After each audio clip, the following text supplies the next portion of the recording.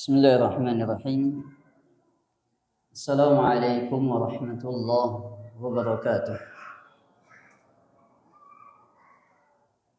Innal hamdalillah nahmaduhu wa nasta'inuhu wa nastaghfiruhu wa natubu ilayh wa na'udzu billahi min shururi anfusina wa sayyiati a'malina.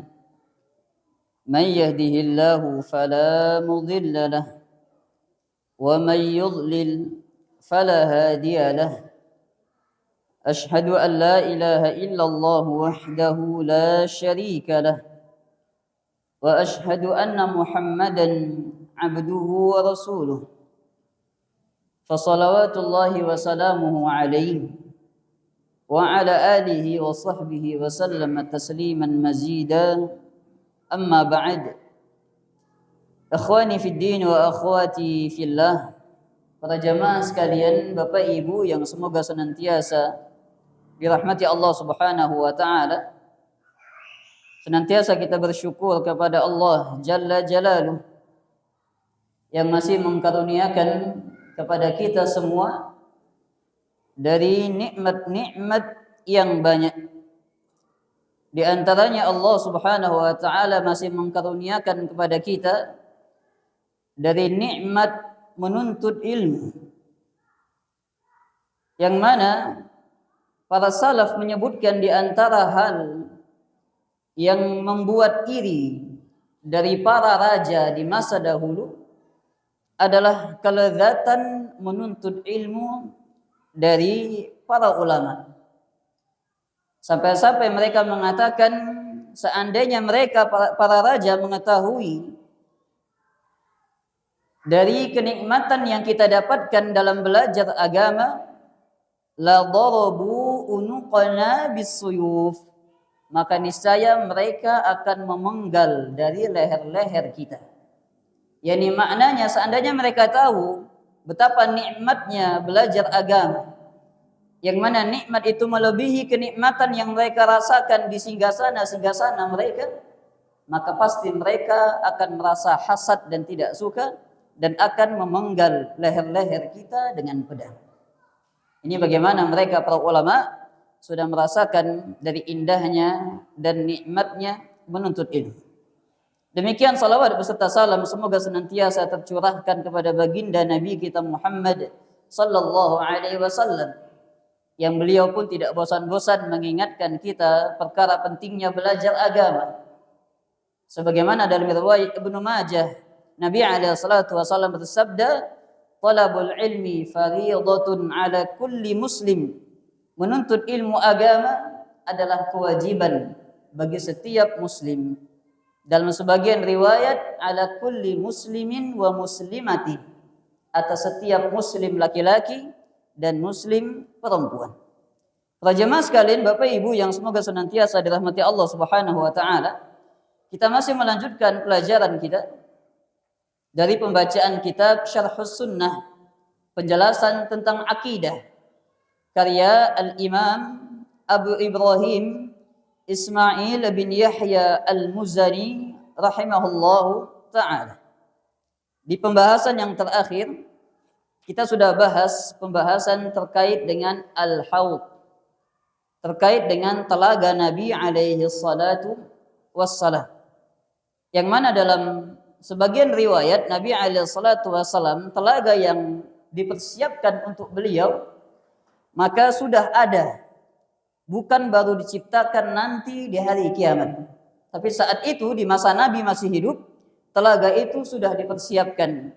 Sebagaimana datang dalam riwayat Nabi alaihi salatu wasallam dari Uqbah bin Amir, beliau berkata, "Inni la anzuru ilaihi min maqami hadza." Sungguh aku melihat telaga itu dari tempat berdiriku ini. Menunjukkan telaga Nabi alaihi salatu wassalam sudah dipersiapkan. Dan sudah kita jelaskan juga bahwasanya Nabi alaihi salatu wassalam menunggu untuk menjamu kita di sisi telaga beliau. Beliau mengatakan, "Inni faratukum 'alal haud." Sesungguhnya aku menanti kalian di telaga. Dan sudah berlalu juga sifat-sifat terkait dengan telaga Nabi alaihi salatu wassalam.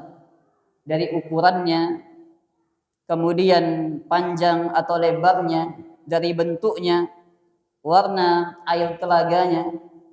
Dan satu poin yang terluputkan kemarin terkait dengan rasa dari telaga Nabi alaihi salatu wassalam. Ada dua riwayat yang menyebutkan rasa dari telaga Nabi. Satu riwayat mengatakan ahla minal asal, lebih manis daripada madu. Dalam riwayat lain disebutkan ahla minal asali bil laban, lebih manis daripada madu yang dicampur dengan susu. Maka ini dua riwayat yang datang dari Nabi alaihi salatu wasallam terkait dengan rasa telaga beliau. Baik para jamaah sekalian, Bapak Ibu yang semoga senantiasa dirahmati Allah Subhanahu wa taala. Kita lanjutkan pembahasan masih terkait dengan telaga Nabi. Kita akan bahas al-waridun, orang-orang yang mendatangi telaga Nabi alaihi salatu wassalam. Siapa saja yang datang, siapa yang diterima di telaga Nabi, dan siapa yang ditolak. Yang pertama, di antara orang-orang yang khusus datang ke telaga Nabi alaihi salatu wassalam adalah umat beliau secara umum. Jadi umat Nabi secara umum mereka datang ke telaga. Yang mukminnya, yang munafiknya, dan yang kafirnya. Semuanya datang ke telaga Nabi alaihi salatu wassalam. Karena tidaklah Nabi Muhammad sallallahu alaihi wasallam diutus melainkan semuanya adalah umat Nabi. Itulah kekhususan Nabi kita dibanding nabi-nabi yang lain. Kata beliau di antara kekhususan yang diberikan kepada beliau dalam riwayat Bukhari dan Muslim, Nabi bersabda, "Inni bu'ithtu ilan nasi 'amatan." Aku diutus ke tengah-tengah manusia seluruhnya. Wa amal anbiya, adapun nabi-nabi sebelumku, mereka diutus ila qaumihim khassah. Hanya diutus kepada kaum mereka secara khusus. Adapun Nabi Muhammad ketika beliau diutus semuanya wajib beriman dengan beliau. Sehingga dalam sebagian riwayat Nabi alaihi salatu wassalam mengingatkan la yasma'u bi yahudiyyun wala nasraniyyun thumma la yu'minu billadzi ji'tu bihi illa kana min ashabin nar. Tidaklah mendengarkan aku sudah diutus, baik dia Yahudi atau dia Nasrani, kemudian dia enggan beriman denganku, kata Nabi alaihi salatu wassalam, kecuali dipastikan min ashabin nar, dia termasuk penghuni neraka. Menunjukkan Nabi alaihi salatu wassalam diutus kepada umat secara umum. Kemudian yang kedua, di antara perincian yang datang kepada Nabi alaihi salatu wassalam dari umat beliau, yang paling pertama mendatangi telaga adalah sa'alikul muhajirin.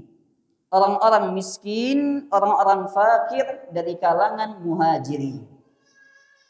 Ini keutamaan mereka. Datang dalam riwayat Abdullah bin Umar dari Imam Ahmad rahimahullah. Nabi menyebutkan awalu ummati. Umat yang pertama dari umatku yang akan datang ke telagaku adalah sa'alikul muhajirin. Orang-orang fakir dari kalangan muhajirin. Dan ini di antara keutamaan sahabat muhajirin dan ansar.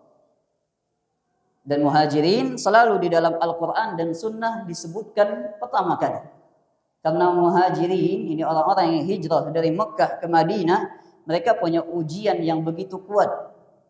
Kalau mereka tetap tinggal di Mekah, mereka disiksa, mereka diboikot. Kalau mereka harus pergi dari Mekah menuju Madinah, maka mereka tidak bisa membawa barang-barang yang banyak. Sebagian mereka hanya membawa baju di badan. Tidak ada harta yang dibawa, tidak membawa hewan ternak, tidak membawa dari barang-barang mereka. Semuanya ditinggal. Oleh karenanya di dalam hadis tentang niat, Nabi SAW mengingatkan permisalan dengan permisalan ibadah hijrah. Faman kanat hijratuhu ila Allah wa rasulih, fa hijratuhu ila Allah wa rasulih. Siapa yang hijrahnya karena Allah dan Rasulnya, dia mendapatkan pahala seperti hijrah menuju Allah dan Rasulnya. Saking beratnya. Karena di masa-masa Mekah, di antara amalan-amalan terbesar adalah hijrah dari Mekah menuju Madinah. Sehingga mereka dikatakan al-muhajirun atau muhajirin. Baik. Kemudian di antara umat Nabi yang mendatangi dari telaga beliau adalah al-kuffar, orang-orang kafir. Hanya saja orang-orang kafir masuk ke dalamnya murtad, mereka terhalangi dari telaga Nabi. Mereka sangat ingin minum ketika itu. Karena berdiri dengan waktu yang panjang di padang mahsyar, matahari didekatkan, berdiri ribuan tahun. Sangat ingin mereka minum, tapi mereka terhalangi. Apa pendalilan yang dibawa oleh para ulama? Di antara dalil yang dibawakan mereka, orang kafir terhalangi dari telaga, hadis Abdullah bin Amr ibn al-As. Nabi SAW bersabda, "Inna man syariba minal haudi syurbatan lam yadhma' ba'daha abada." Siapa yang meminum dari telagaku, kata Nabi SAW, walaupun hanya seteguk saja, maka selama-lamanya dia tidak akan merasakan kehausan. Kata para ulama, hadis ini menunjukkan keutamaan atau nikmat yang diberikan di hari kiamat. Sedangkan orang kafir tak sedikit pun mendapatkan nikmat di hari kiamat. Karena nikmat mereka sudah mereka rasakan di dunia. Maka tidak ada jatah nikmat untuk mereka. Karena tidak ada jatah nikmat mereka di akhirat, maka di antara nikmat yang dihalangi dari mereka adalah nikmat meminum dari telaga Nabi alaihissalatu wassalam. Oleh karenanya Nabi alaihissalatu wassalam menyebutkan ad-dunya sijnul mu'min wa jannatul kafir. Dunia ini adalah penjaranya orang yang beriman. Hidupnya penuh dengan perintah dan larangan, halal dan haram, batasan-batasan. Wa jannatul kafir, dan surganya orang kafir. Karena mereka hidup di dunia tanpa ada batasan-batasan, tidak peduli mana perintah dan mana larangan. Ini yang ketiga dari umat Nabi yang datang ke telaga beliau. Kemudian yang datang ke telaga Nabi SAW adalah min ahlil bid'ah wal fujjar, para pelaku bid'ah dan orang-orang yang melakukan dari kedurhakaan kepada Allah dan Rasul. Mereka datang ke telaga Nabi SAW. Maka seketika itu malaikat yang berjaga, sebagaimana disebutkan dalam riwayat Muslim, mengusir mereka, para ahlul bid'ah yang di dunia mereka menyebarkan kebid'ahan, di hari kiamat datang ke telaga Nabi ingin minum. Tiba-tiba diusir oleh para malaikat yang berjaga ketika itu. Dalam sebagian riwayat Nabi memanggil ashabi. Dalam riwayat lain Nabi memanggil ummati. Dalam riwayat Nabi memanggil Rabbi innahu ummati. Wahai Tuhanku, dia adalah umatku. Maka malaikat ketika itu menjawab dengan ucapan innaka la tadri ma ahdatsu ba'dak. Wahai Muhammad, engkau tidak tahu apa yang telah mereka ada-adakan sepeninggal dirimu. Menunjukkan mereka membuat dari agama-agama yang baru. Maka mendengarkan penjelasan malaikat, Nabi berkata, suhqan liman ghayyara ad-din. Suhqan liman ghayyara ba'di. Celaka, binasa bagi orang yang mengganti agama sepeninggal diriku. Dan di sini jadi dalil di sisi para ulama bahwasanya orang-orang yang melakukan perbuatan bid'ah, mereka datang ke haud, ke telaga Nabi, tapi mereka terusir oleh para malaikat. Maka ini di antara orang-orang yang datang ke telaga Nabi SAW, ada yang meminumnya, ada yang diterima, dan ada yang ditolak. Hanya saja para ulama silang pendapat. Apakah yang meminum dari telaga Nabi dipastikan nanti masuk ke dalam surga? Maka ada khilaf di pembahasan ini. Sebagian ulama mengatakan yang meminum telaga Nabi maka dipastikan dia masuk ke dalam surga. Karena di dalam hadis disebutkan lam yadhma' ba'daha abadan. Siapa yang berhasil minum tidak akan pernah haus selama-lamanya. Menunjukkan dia akan diberikan nikmat selama-lamanya, dan itu di antara dari nikmat-nikmat surga. Sebagian mengatakan tidak. Siapa yang meminum dari telaga Nabi, dia diharapkan bisa dimasukkan ke dalam surga.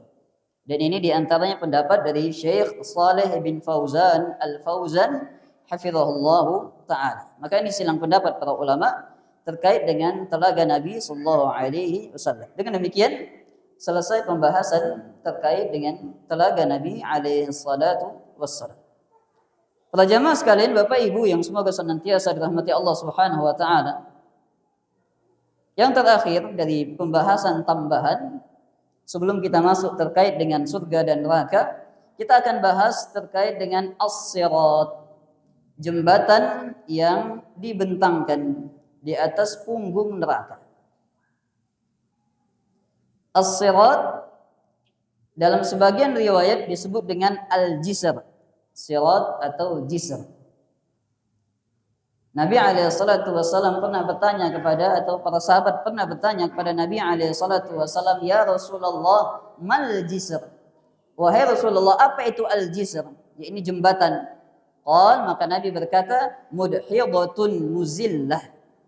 Dia adalah sebuah jembatan yang licin lagi menggelincirkan atau membuat jatuh seorang hamba. Sebagaimana dalam riwayat Abu Sa'id Al-Khudri radhiyallahu taala anhu.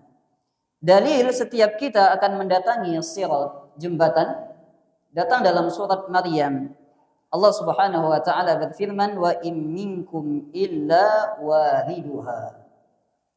Tidaklah salah seorang di antara kalian melainkan wariduha, akan mendatanginya.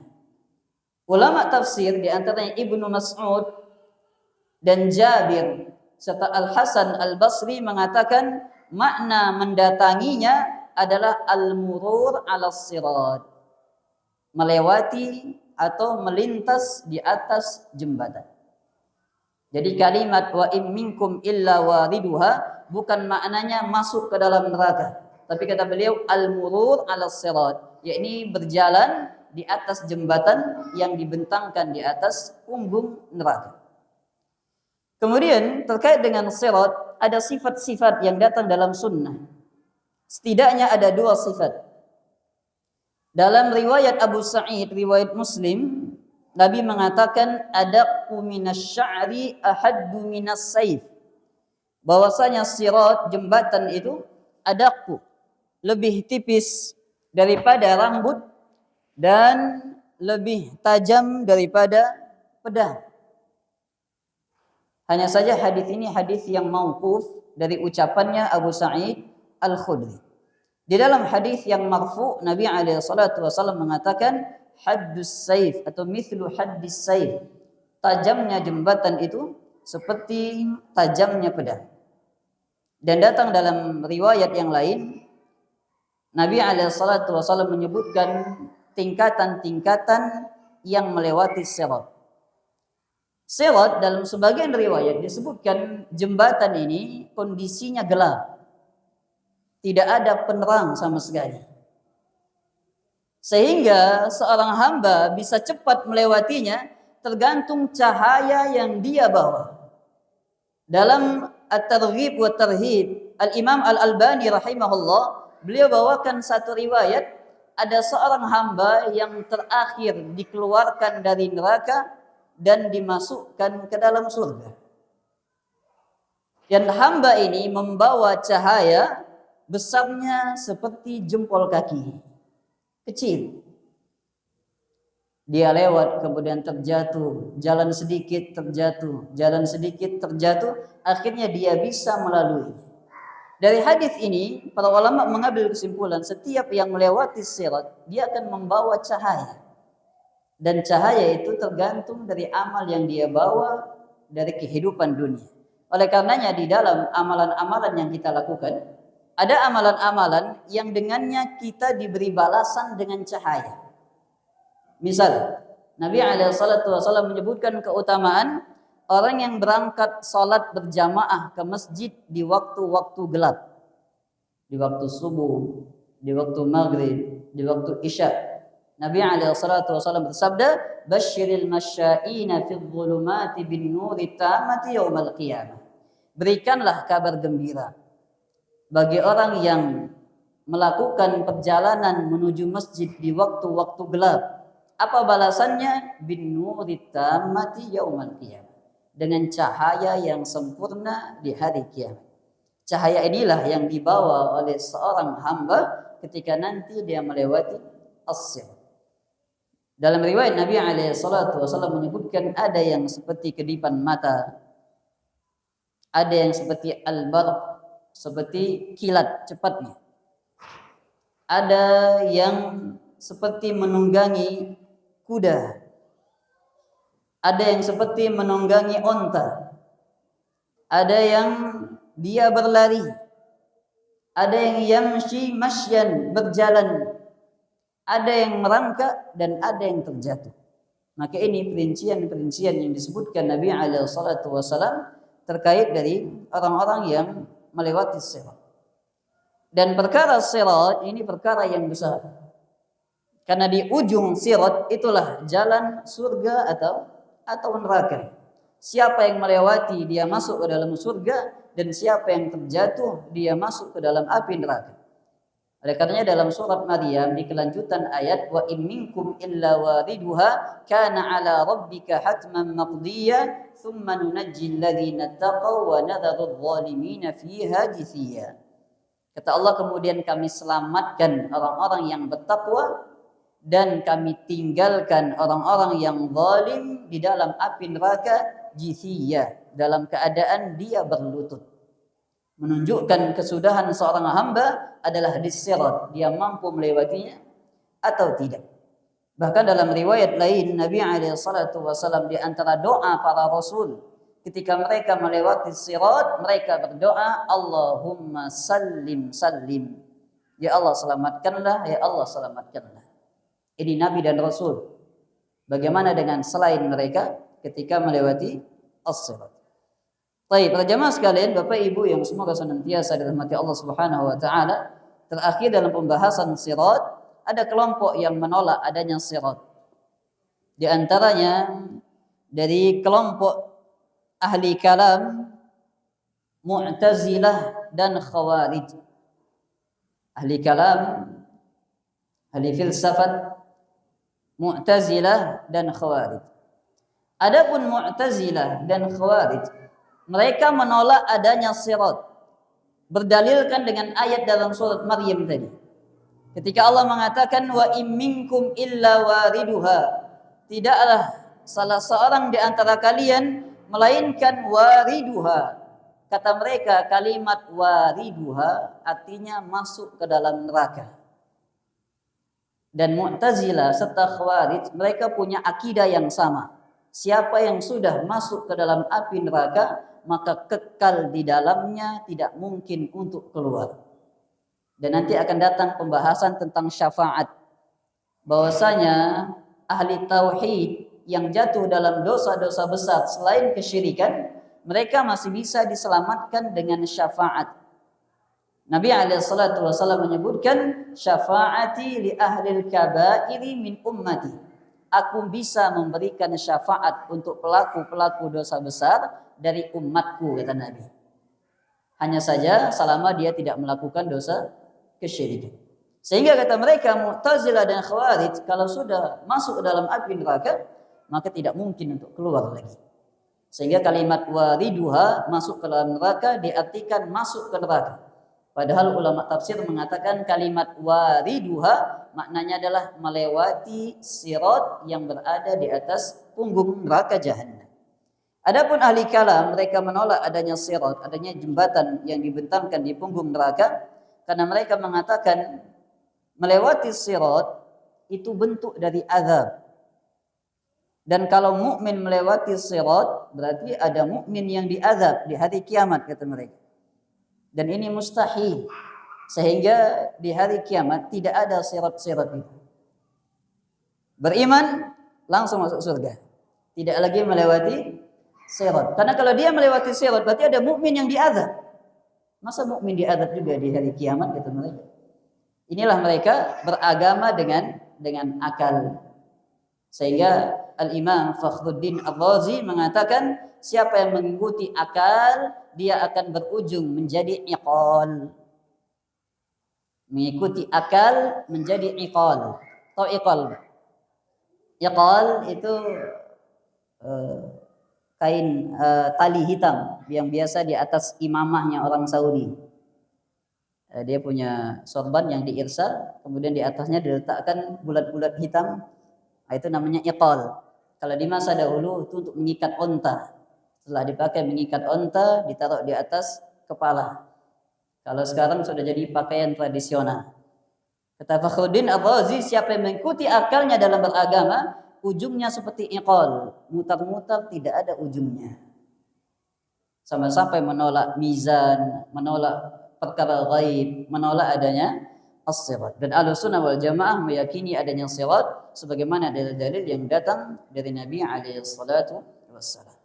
Baik, para jamaah sekalian, Bapak Ibu yang semoga senantiasa dirahmati Allah Subhanahu wa taala, selesai terkait dengan perjalanan seorang hamba di hari kiamat. Sekarang kita lanjutkan dari pembahasan Al-Imam Al-Muzani. Beliau akan bahas di sini dua pembahasan yang terakhir terkait dengan hari kiamat. Setelah pembahasan hari kiamat, beliau akan masuk pembahasan akidah yang lain terkait dengan mentaati ulil amri, penguasa kaum muslimin yang sah. Beliau akan bahas tentang nikmat surga, dan beliau akan bahas satu nikmat yang ada di dalam surga, yakni melihat wajah Allah Subhanahu wa ta'ala. Kata beliau rahimahullah, wa ahlul jannati yawma idzin fil jannati yatana'amun.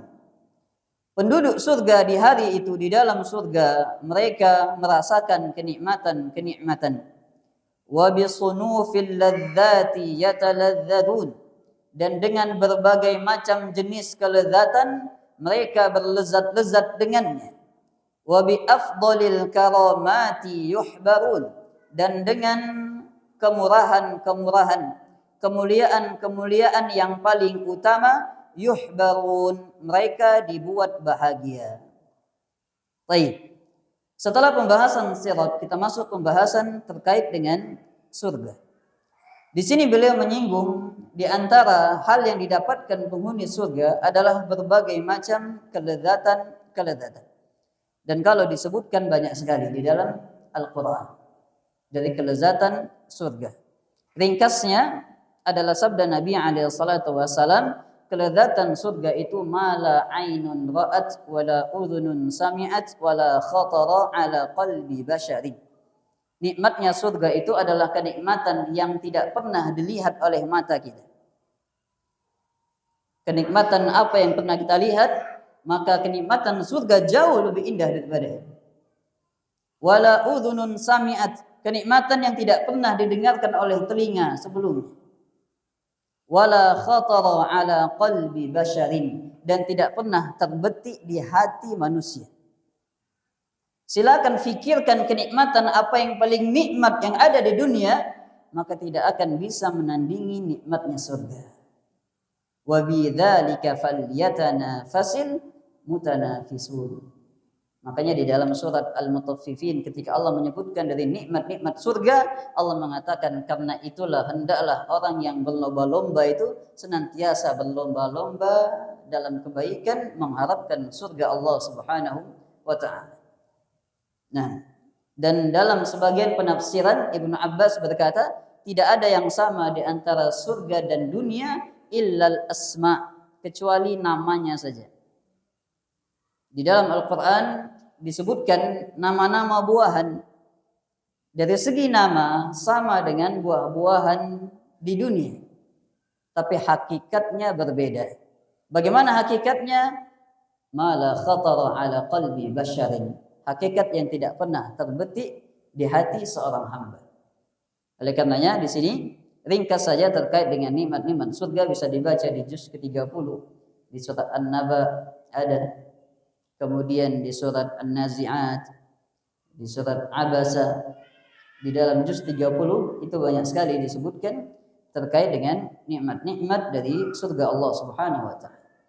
Kita lanjutkan ucapan Al-Imam Al-Muzani. Beliau berkata, fahum hina idzin ila rabbihim yanzurun. Maka mereka penduduk surga ketika itu melihat kepada Tuhan mereka. La yumaruna fin nadhri ilaihi, Mereka tidak berdesak-desakan dalam melihat Allah Subhanahu wa taala. Fawujuhuhum bikaramatihi nadhirah. Maka wajah-wajah penduduk surga dengan karamah kemurahan dari Allah nadhirah. Wajah mereka berseri-seri.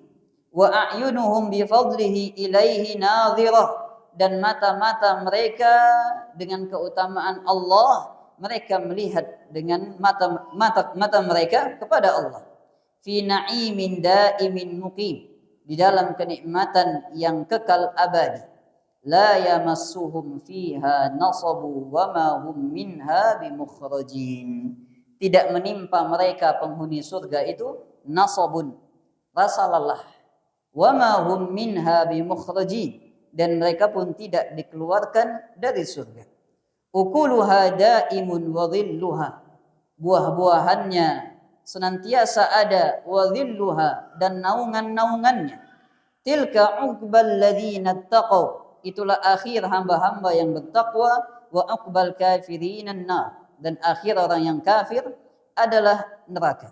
Wa ahlul jahdi, adapun orang yang mengingkari, menolak agama, kalla innahum ar-rabbihim yawma idzin lamahjubun, sekali-sekali tidak, sesungguhnya mereka terhalangi dari melihat Allah.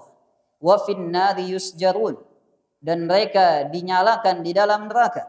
Labi'sa ma qaddamat lahum anfusuhum an sakhitallahu alaihim wa fil adzabihum khalidun, dan sungguh jelek apa yang mereka lakukan, yang dilakukan oleh diri-diri mereka, bahwasanya kemurkaan Allah atas mereka dan mereka kekal di dalam azab Allah. La yuqda alaihim fayamutu, mereka tidak dimatikan. Wala yukhaffafu anhum min azabiha, dan tidak diringankan azabnya. Kadzalika najzi kulla kafur, dan demikian kami balas dari orang-orang yang kafir. Khala man sya'allahu minal muwahhidin ikhrajuhum minha, kecuali orang-orang yang bertauhid yang mereka diazab di dalam api neraka, maka mereka akan dikeluarkan darinya. Beliau bahas tentang melihat wajah Allah. Di akhir pembahasan beliau singgung terkait dengan syafaat bagi hamba-hamba yang bertauhid. Di antara keutamaan mereka, Allah izinkan mereka mendapatkan syafaat dan dikeluarkan dari api neraka. Baiklah jamaah sekalian, Bapak Ibu yang semoga senantiasa dirahmati Allah Subhanahu wa taala. Pembahasan kita di poin ini, kita akan bahas tentang melihat wajah Allah Subhanahu wa taala di dalam surga. Terkait dengan melihat wajah Allah di dalam surga, Ahlus Sunnah wal Jamaah mereka meyakini bahwasanya Allah akan dilihat oleh penduduk surga. Dalilnya adalah firman Allah dalam surat Al-Qiyamah ayat 22 dan 23. Allah Subhanahu wa taala berfirman, wujuhu yawma idzin nadhirah ila rabbiha nadhirah.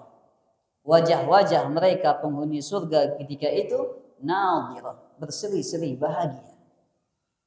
Mengapa mereka bahagia? Ila rabbiha nadhirah, karena mereka melihat kepada Tuhan mereka. Dan nanti kita akan sebutkan sisi pendalilan dari ayat ini dari sisi ilmu bahasa. Dalam ilmu bahasa Arab, kalimat nadhara yanzuru itu bisa punya 3 makna. Nadhara itu bisa bermakna menunggu. Nadhara bermakna menunggu. Unzuruna naqtabis min nurikum. Dalam surat Al-Hadid, ucapan orang munafik, unzuruna, tunggulah kami. Naqtabis min nurikum, kami ingin mengambil dari cahaya kalian. Makna yang kedua, nadhara itu bermakna memikirkan atau mengamati. Dan itu kalau bertemu huruf jar fi. Afalam yanzuru fi malakutis samawati wal ard. Dalam surat Al-A'raf disebutkan, tidakkah mereka memperhatikan malakutis samawati wal ard, kerajaan langit dan bumi. Yang ketiga, nazara itu bermakna melihat. Dan di situ kalau dia bertemu huruf ila, sebagaimana di ayat ini, ila rabbiha nazirah. Jadi kalimat nazara kalau ketemu ila rabbiha artinya melihat dengan mata. Sehingga ketika nanti akan datang firqah yang menolak melihat Allah di dalam surga, dikarenakan di antara hal yang membuat mereka mengingkari Allah dilihat di dalam surga karena mereka tidak meyakini Allah di atas. Sehingga kalau Allah tidak di atas, dilihat dengan mata tidak mungkin lihat kemana arahnya. Karena mereka menolak Allah di atas, mereka pun menolak Allah dilihat.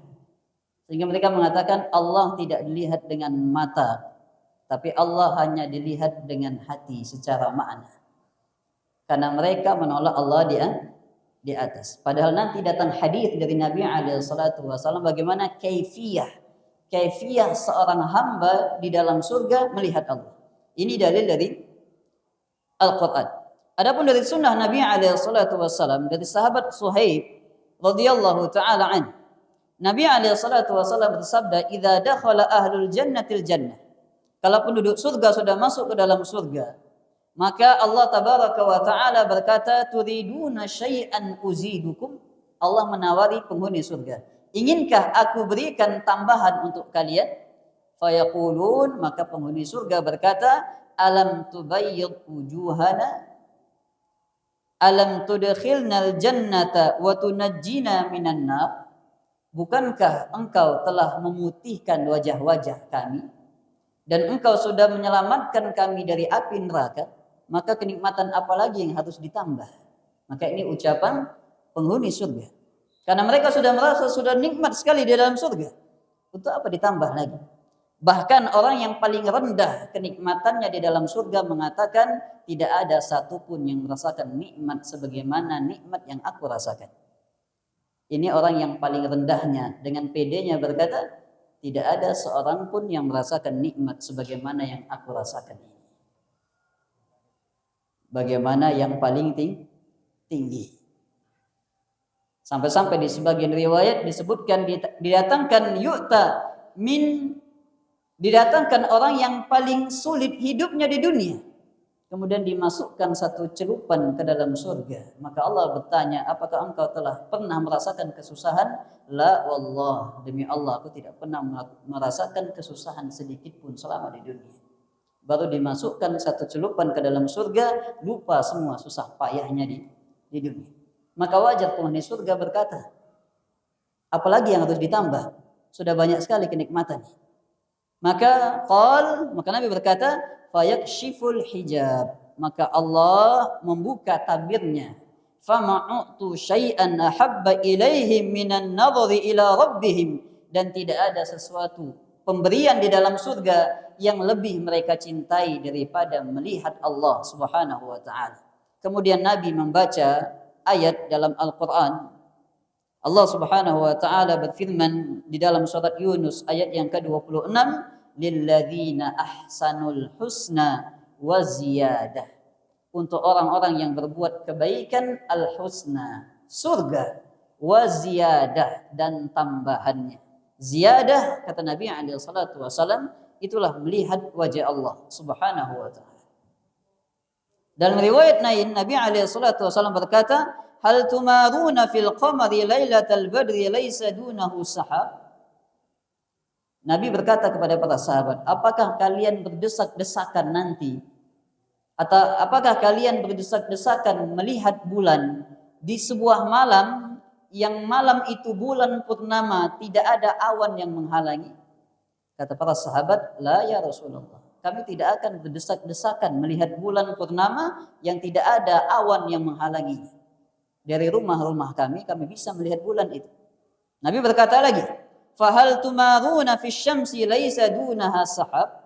Apakah kalian harus berdesak-desakan melihat matahari yang tidak tertutup awan? Maka sahabat berkata, qalu la, kami tidak berdesak-desakan. Kami bisa melihat matahari yang terang begitu dimanapun tempat kami. Maka Nabi berkata, fa innakum tarawnahu kadzalik. Maka demikianlah kalian melihat Allah Subhanahu wa taala.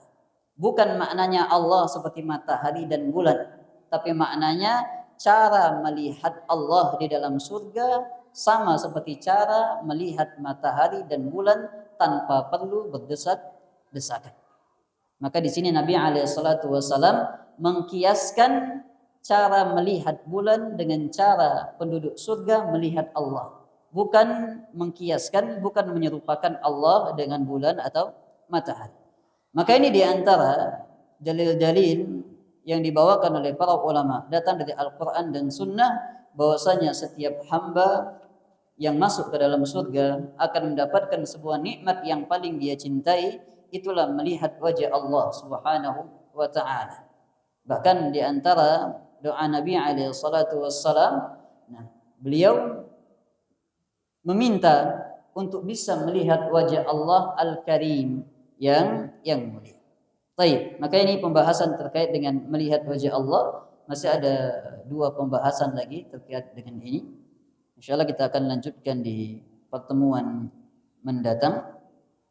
Karena di sini kita akan bahas beberapa bantahan untuk sebagian kelompok yang menolak hadis dan ayat terkait dengan melihat Allah Subhanahu wa taala di dalam surga. Wallahu taala a'lam bis-shawab. Sebelum kita tutup, masih ada 2 pertanyaan yang kami janjikan untuk dijawab di pekan yang lalu.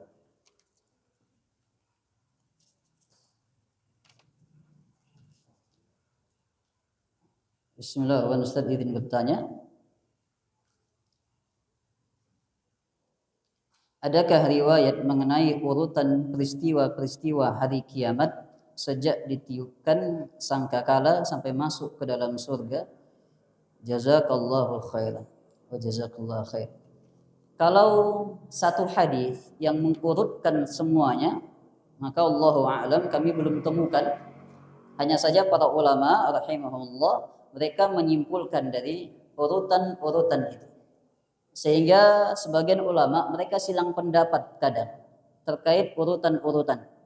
Misal terkait dengan haud. Pembahasan haud, telaga Nabi SAW, ada 2 pendapat di situ. Sebagian mengatakan telaga Nabi itu sebelum sirat. Dan ini pendapat mayoritas ulama. Pendapat Al-Imam Ibnu Qayyim, pendapat Al-Imam Ibnu Katsir dalam riwayat dalam kitabnya Al-Bidayah wan Nihayah, Ibnu Qayyim dalam kitabnya Zadul Ma'ad. Sebagian mengatakan haud itu setelah sirat. Jadi melewati sirat dulu, baru di situ ada telaga Nabi. Ini khilaf para ulama terkait urutan-urutan itu. Hanya saja yang lebih kuatnya telaga Nabi itu sebelum sirat. Kenapa sebelum sirat? Karena disebutkan di riwayat-riwayat ada orang kafir yang mendatangi telaga Nabi. Kalau seandainya telaga Nabi setelah sirat, maka tidak ada lagi orang kafir. Kenapa? Orang kafir sudah masuk neraka. Nah, ini khilaf para ulama terkait dengan urutan-urutan. Baik, hanya saja ada sebagian riwayat yang menyebutkan mungkin cuma 1 atau 2 urutan. Seperti ditiupkan sangkakala, kemudian dibangkitkan dari kubur, kemudian ditegakkannya hisab. Ini riwayat menunjukkan urutannya. Tapi untuk setelahnya, wallahu taala alam, tidak ada urutan kecuali yang sudah disimpulkan para ulama terkait urutan-urutannya. Dan mereka bersilang pendapat tentang itu. Wallahu taala a'lam bissawab. Apakah ada penjelasan atau amalan yang kita kerjakan, kita diberikan ganjaran dengan diberatkannya timbangan melalui orangnya atau anggota tubuhnya? Kalau amalan yang memberatkan anggota tubuh tertentu, wallahu taala a'lam, kami belum menjumpai. Hanya saja di dalam sunnah Nabi SAW ada amalan-amalan yang bisa memberatkan timbangan secara umum. Misal amalan terkait dengan berakhlak yang mulia. Ma min syai'in athqalu fil mizan min husnil khuluq. Kata Nabi alaihi salatu wasalam, tidak ada sesuatu yang lebih berat di timbangan di hari kiamat daripada akhlak yang mulia. Dalam sebagian riwayat Nabi sebutkan di antara amalan yang berat di timbangan adalah dua kalimat, subhanallah wa bihamdihi subhanallahil azim. Di antara amalan lain yang berat di timbangan adalah kalimat zikir setelah salat. Nabi sebutkan ada dua model zikir setelah salat. Yang kedua model zikir ini berat di timbangan. Zikir yang pertama kata Nabi membaca takbir 10 kali, tahmid 10 kali, tasbih 10 kali. Di dalam sehari kata Nabi SAW dia menjadi 150. Karena di satu salat 30, di 5 salat 150. Dan di mizan kata Nabi dia menjadi 1500 pahala. Ini di antara keutamaan kalimat zikir. Karena zikir setelah salat itu macam-macam.